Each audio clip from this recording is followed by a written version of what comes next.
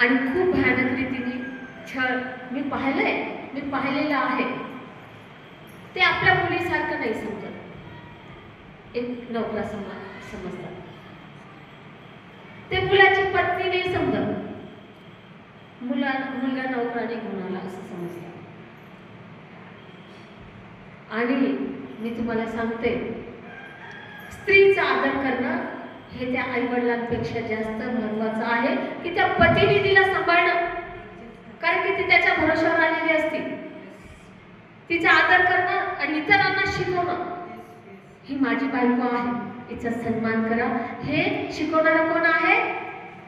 तिचा हसबंड। त्यांनी शिकवायला पाहिजे।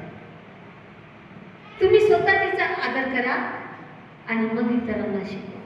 आणि गरजेचं आहे, कारण की येणाऱ्या दिवसात मी तर म्हणते की माहिती नाही काय होणार आहे येणाऱ्या दिवसामध्ये, कारण की लग्नाची परिभाषा बदलून गेलेली आहे, लग्नाचे विषय बदलून गेलेले आहेत। लोकांना लग्न एक पती पत्नी हे काय आहे हे विसरून गेलेले आहे, पण त्याला मोडलेलं आहे व्याभिचारामध्ये, एन्जॉयमेंटमध्ये।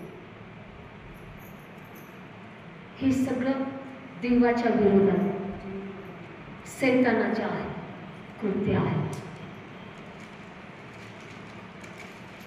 पत्नीने पतीचा आदर करायला पाहिजे आणि पतीने पण तिचा आदर सगळ्यांच्या समोर करायला पाहिजे।